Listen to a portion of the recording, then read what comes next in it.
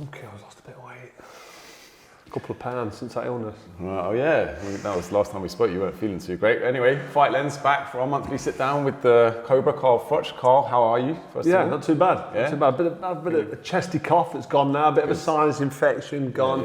All natural, all holistic. Yeah, feeling good. All other than pulling my back out deadlifting last week. Oh, not too bad. It was only light. It wasn't the big weights. Okay, what's the PB? It wasn't the 250. 250. Not bad. Not bad. No. Keep them guessing. Yeah. Okay. Fair enough. What's that film Boogie Nights when Mark Wahlberg says, "What you benching?"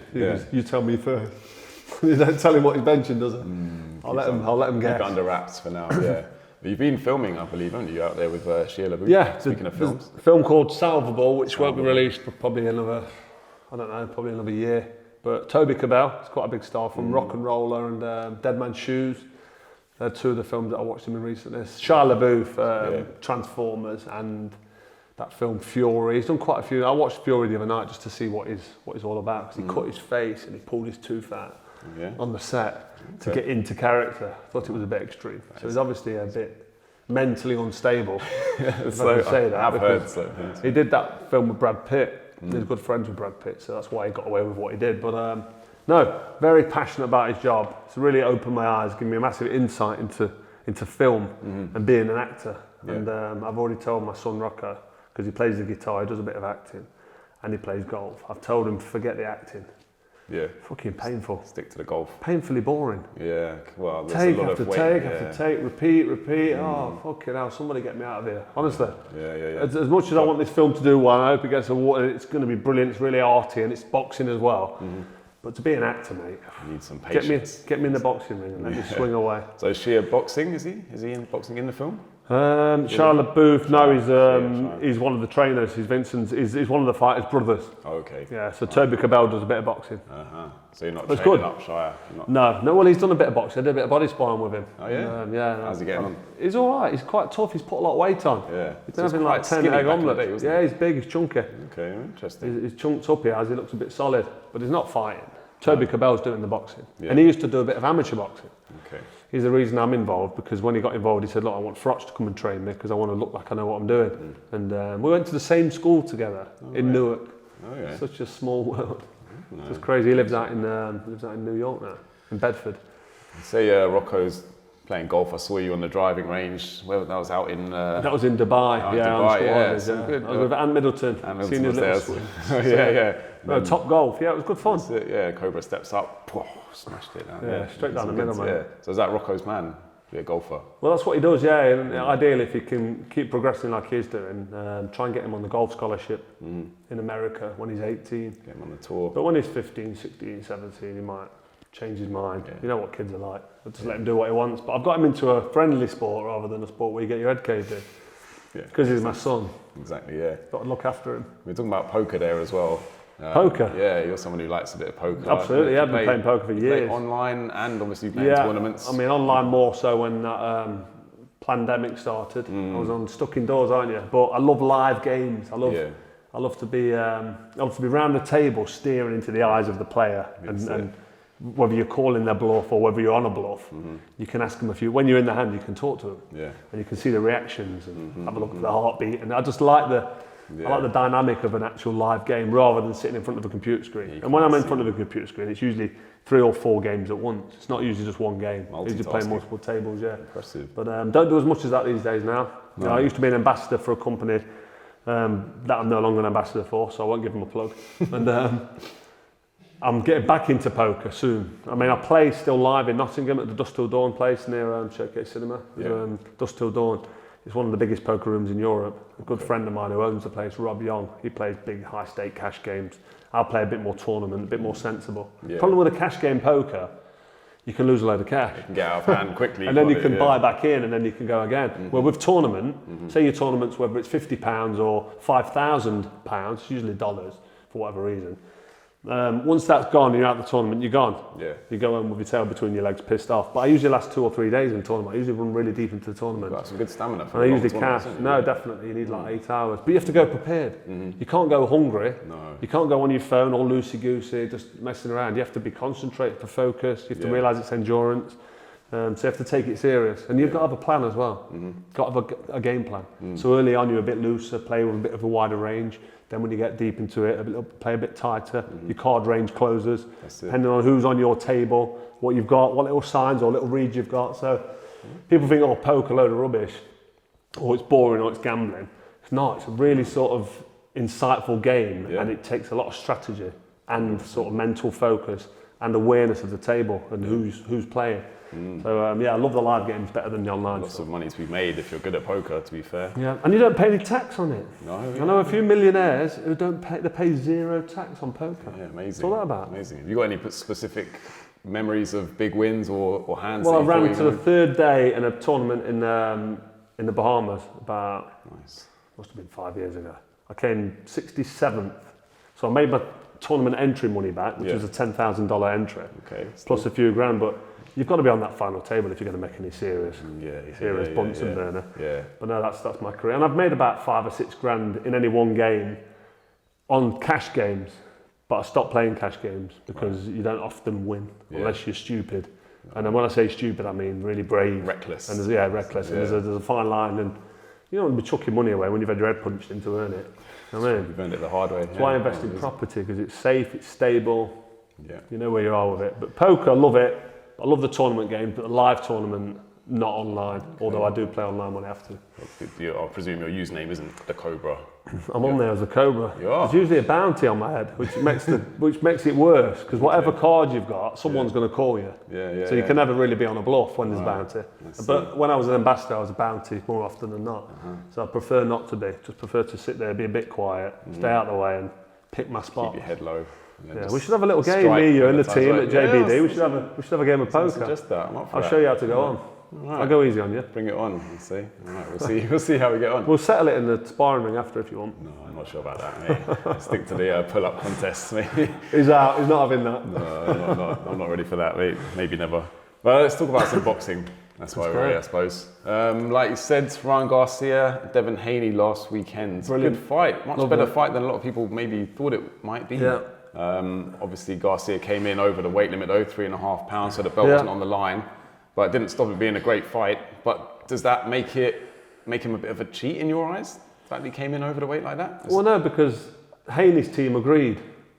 They sort of knew he was going to come in heavy. He must have known a few weeks out he was going to be that. Haney was happy that he came in heavy because he got paid $500,000 every pound. So he got 1.5 million extra. Yeah, true. Which don't make any difference when you're making, what was it, 35 million Haney made. I think Garcia made 50 million. Garcia also allegedly had $2 million a bet on himself, which would have made him about, I think it was 9-1, so it would have made him about 12 million quid or whatever it made him. Made more than that, but to call Garcia a cheat, I think that's really strong, and I'd say no to that. Do you think he ever had any intention of making the weight? Probably not, no. But people come in heavy because they can't make the weight. They've asked him to get down to 140. He did say a while ago when he made 135 for Tank Davis that he's struggling at the weight. You could see that he'd done weight. He had a six-pack, he was ripped, his collarbones were showing, so you could see his obliques, you could tell that it was down on the weight. To take another 3 pounds off would have been potentially really detrimental to his performance. So although people will go, yeah, but he's not made the weight, well, that's the reason he didn't win the world title. True. So if he won the world title, it would be cheating because he shouldn't have it. So he didn't get the world title, he paid his penalties. Devin Haney's team agreed that, yeah, he's overweight, but we'll agree terms, you pay me a fine, I'll fight her. And 3 pounds in weight, it's not the be all and the end all. What it would have meant was if he'd have done his nuts to get down to 143 pounds, to take that last 3 pounds off would have killed him. Yeah. Well, but Devin Haney made the weight because he's more professional. Yeah, right. And he was champ. Do you think Devin Haney will have regrets now? The fact that he's probably lost future. In hindsight, he's made 1.5 million there, but now he's taken an absolute. Yeah, he'll be fuming, and his team should be fuming. His team should have said, "Listen, you're 3 pound heavy. The fight's off, or go and take 2 pounds off. Go and try and get some weight off. Make him work for it." That's right. But they didn't, so he's been bad advised, hasn't he? So if there's a rematch though, it can't be at that weight again, really. He won't do 140 anymore. It's too big. He's outgrown it. And you don't need to give him a rematch either because Devin Haney never gave Lomachenko a rematch. So why should Garcia give give Haney a rematch. Fair point. Fair point. I mean, it's got to be fair all round, hasn't it? Speaking of him betting on himself, was that something you ever were tempted to do? No, never. I'm not a big gambler. I don't like gambling. Hence why I don't play many cash games in poker. Yeah, fair enough. But I could have had a few bets on myself. And you're okay to bet on yourself winning because you can't win. You're trying to win. Yeah, but if you bet on yourself losing, obviously it's match fixing. Of course, yeah. But no, I never bothered gambling. I don't like it. My brother was a big gambler, amongst other things, and I know it's never attracted me. So. No, fair enough. It's not for everyone. Do you think King Garcia is the biggest name in boxing right now? King Garcia? King Probably, Garcia. yeah. Probably, other than some of the heavyweights like Fury, Usyk, and Anthony Joshua's always got a big name, although his social media went out of control, like in terms of the amount of followers he was racking up. He's already got 10 million, hasn't he? Yeah, but he was only on about 5 million before this fight. Oh, so was it? He spiraled. Yeah. I think, like we were talking about the fact that he's talking about the hierarchy, people trying to keep him down and keep him out of the spotlight. Absolutely, yeah. So it's interesting to see now whether he'll follow up on those, the allegations and the things that he was saying in the lead up to the fight, and we'll know whether it was purely to hype the fight up or whether there's more depth to it. Have you heard anything? Would you reach out to him? No, well, you've seen the interviews that he's done, and it's been quite convincing and quite solid in his aftermath of the fight. And when people have asked him what was going off beforehand, he's just said it was all documented, it was all a con. I've tricked everybody. I'm not so sure if he's tricked everybody, if everything he said was all part of a game plan. If it was, he's a genius. Ryan Garcia, I salute you. Promotional genius. That was unbelievable because he's already a big star anyway on Instagram and social media, shall we say. He's very well known, not so much with the boxing community, yes, but he's crossed over to a whole new audience. Yeah, but to do what he's just done and create that whole hysteria on the build-up and all these questions are flying around. He's talking about kids in woods. And he was talking to Andrew Tate and he was going on about conspiratorial stuff, trying to cross over to that audience, the conspiracy theory audience. Is it true? Is it not true? Is it right? And all of a sudden everyone's talking about him.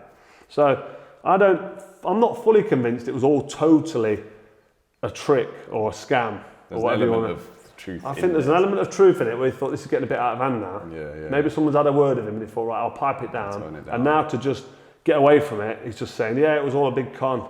It was all lies. I did it just to sell the fight. Right, so I don't know. Nobody probably, only he knows and the people close to him will know. We'll never know.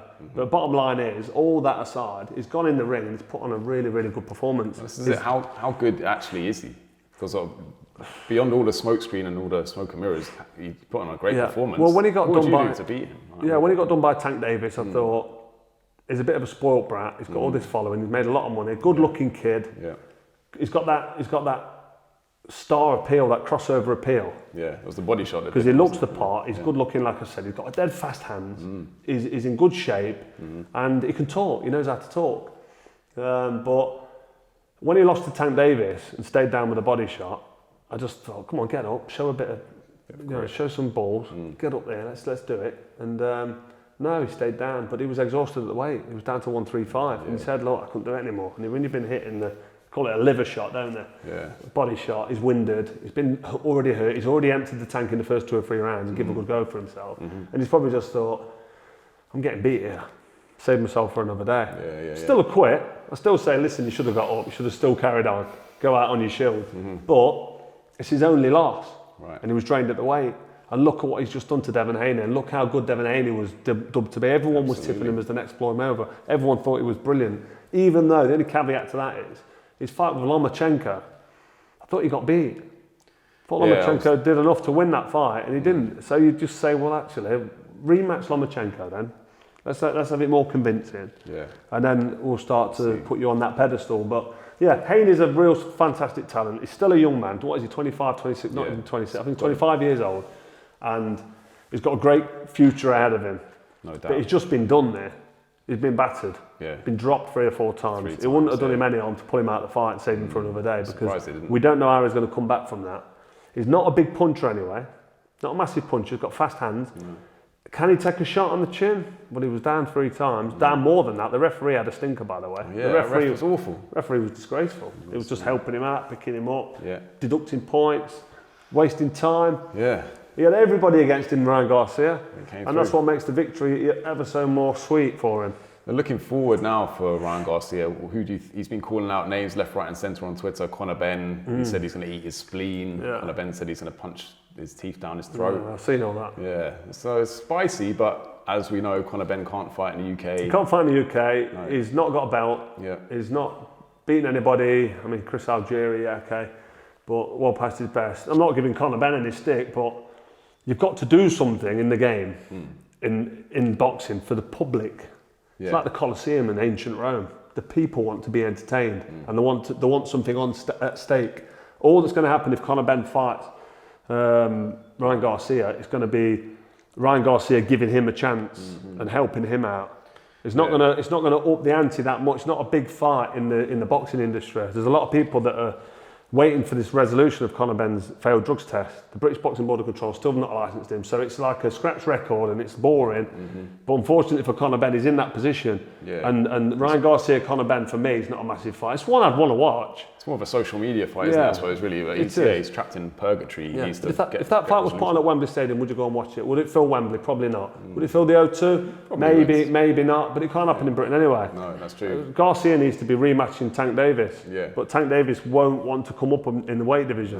No, but he can do what he wants, Ryan Garcia now. He can sit back, have a look, see what's happening with the landscape, see how it unfolds over the next couple of months, and then make a decision. And if it's not a rematch with Gervonta Davis, then maybe a rematch with Haney. Oh, Haney, yeah. It depends if they can find a weight to make that happen, I suppose. Have we spoken? Can't remember if we spoke about the Matchroom versus Queensbury 5-on-5. I don't think we did we? Because I think it was announced after we were up here last time. But it looks good, doesn't it? It does, some pretty entertaining matches on there. We've got Dubois, Hergovic. Yeah, I think it's fantastic that Eddie Hearn and Bricktop are going head to head with fighters from there. I mean, they're not all from their stable. Like Eddie Hearn's now got Deontay Wilder, and they've all got the fighters, and he's fighting. Is he fighting? He's not fighting Hergovic, is he? Zhang. No, Dubois fighting Hergovic. Yeah, so Dubois Hergovic is a great fight. Deontay Wilder. Zhang is a great fight. Yeah. You'd think Zhang does him early, but if you don't, Deontay Wilder's got a bit more energy in the tank later on, because Zhang's getting old. He faded, didn't he, Zhang, against Parker, against Parker. And he dropped Parker, he had the beating of him. But that's a dead interesting fight. That one is, you've got Ball, he's fighting, I don't know who he's fighting. The other ones I should have written down. I thought he won his last fight and he got the draw. Oh yeah, that's right. So he's a good fight, and there's a couple of good fights on there that I'm looking forward to watching. And it's great that the I mean that's the main event, but Dimitri Bivol and Beterbiev, they're not part of the 5v5. No, they're top of the bill, and the 5v5, which is a great concept and some great fights on.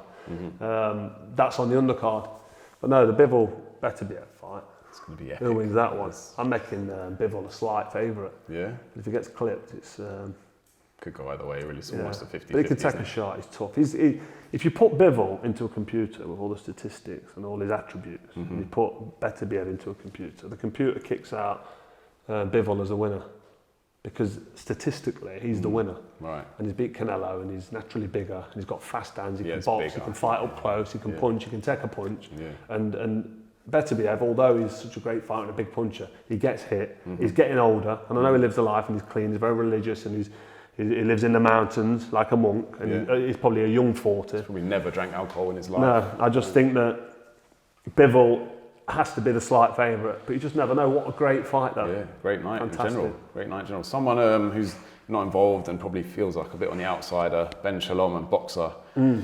How does it leave them? Like they're kind of the new kid trying to kick up a fuss, but now Eddie Hearn and Ben are just going head to head. What's your take on Ben and what he's done to boxing?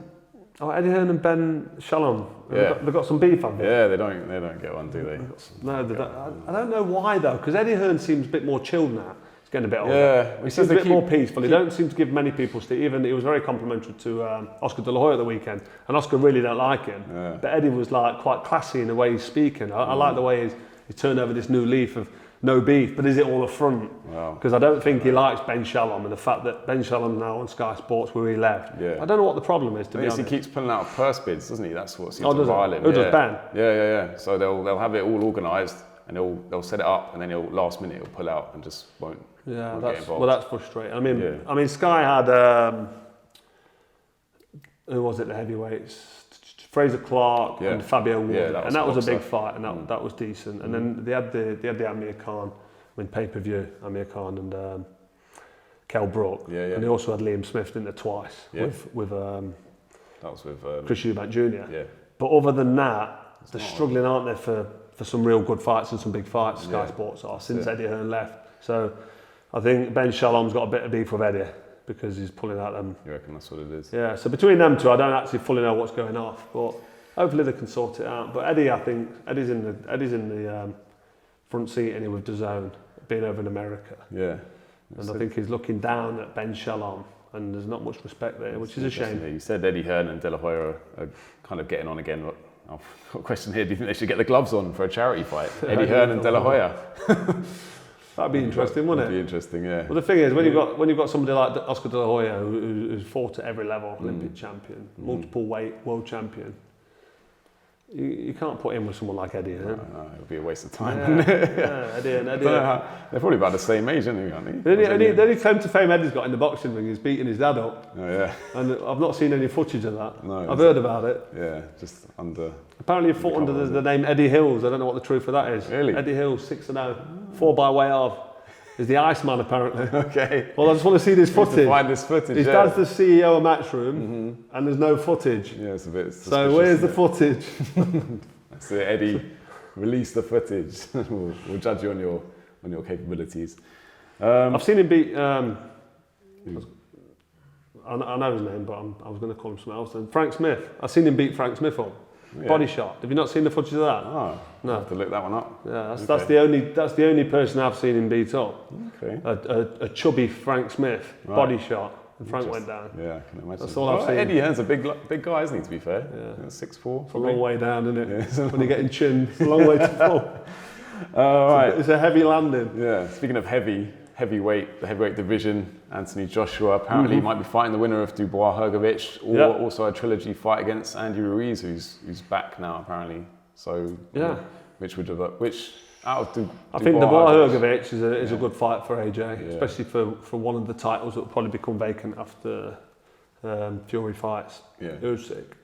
I'd probably rather see AJ fight Dubois because they're both British, both good fighters, and I think Dubois, after losing to Usyk, they both lost to Usyk, but his win against who did he beat? He beat Dubois, Jarrell Miller. Beat Jarrell Miller, didn't he, his last fight? I mean, Jarrell Miller's not really done much, but he came, didn't he? Stuck it on Dubois, put the pressure on him, and Dubois showed a lot of attributes there that I could say, you know what, he's ticked a few boxes there, Dubois, for a good potential heavyweight prospect moving forward. He's young enough. So the AJ Dubois fight for me does more for me than AJ fighting Hrgovic. But it depends what Hrgovic does against Dubois. If Hrgovic flattens Dubois and puts a good few shots together and gets a good win, a heavy win, then you're like, oh dear me, this is a tricky fight for AJ. Because AJ, the jury's still out on AJ. All right, he's had 4 wins in a row, but against who really? 4 wins against. Who's what? Alanius. Who else was it? It was the first one he fought was Franklin. Yeah. Then it was the guy that Otto Wallin at the end, the last one. There's been 2 or 3 where you go, they're not really top 10. You should be winning them fights. You should be winning them in style. But the manner in which he did Otto Wallin was good. Finished him off with that right hand.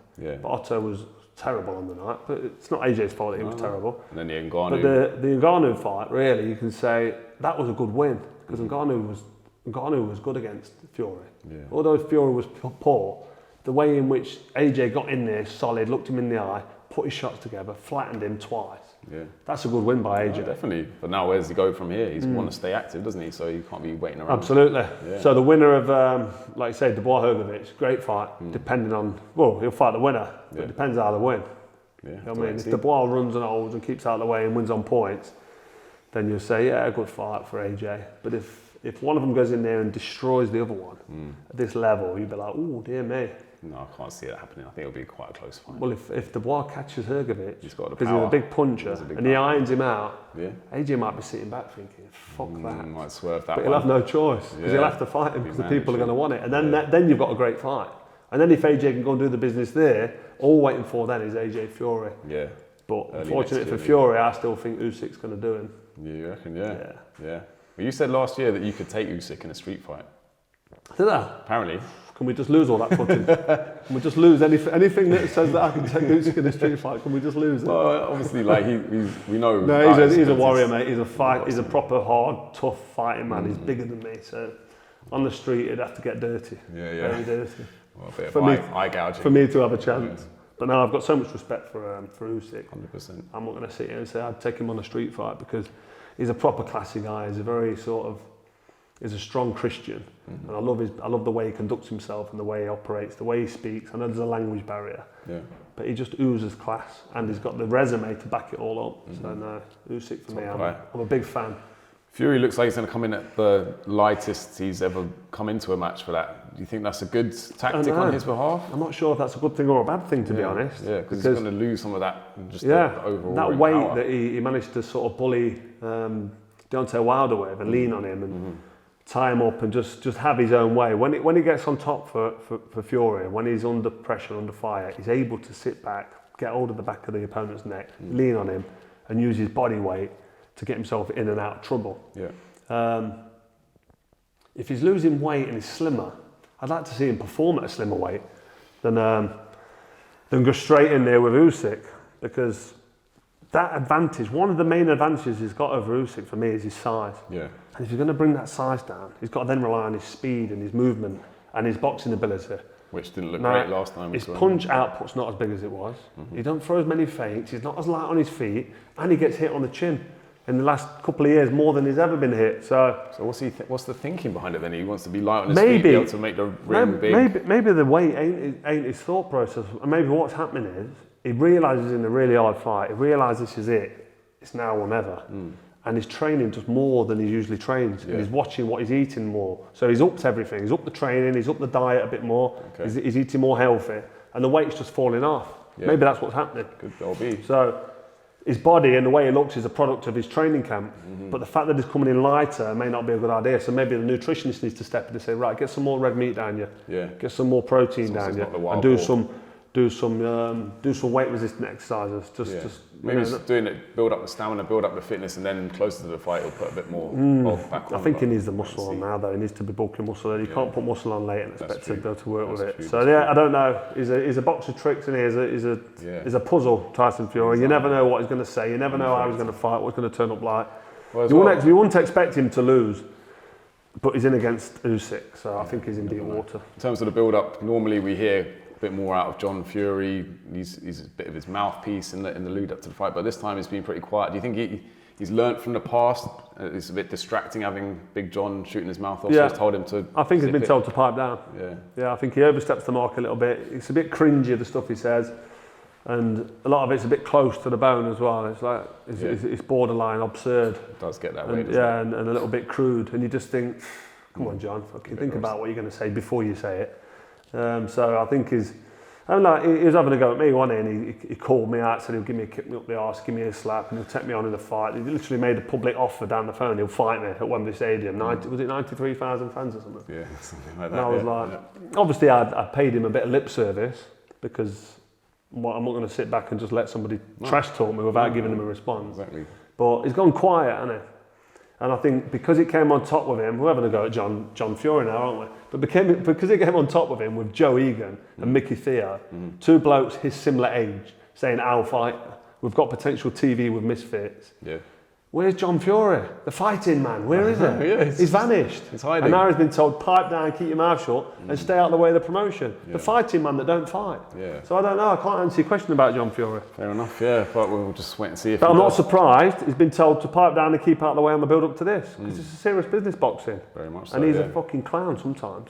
He's on Jake Paul's level with the clownage. Yeah, well, speaking of Jake Paul, have you seen any of the Mike Tyson videos coming out on social media? His training regime's looking serious. Jake Paul goes down and down in my estimations every single time I see a promotion, every time I hear him open his mouth, and every time I see him jump out of his seat and he's streaming himself, watching the Devin Haney and Ryan Garcia fight, jumping up, holding his head and doing all this body language like he knows what he's talking about, as if he understands the game of boxing. He ain't got a fucking clue. He's a performing clown. I've said it before. I'll say it again. He can't fight. He'll never be world champ, ever. He won't even be anywhere near British level because he can't fight.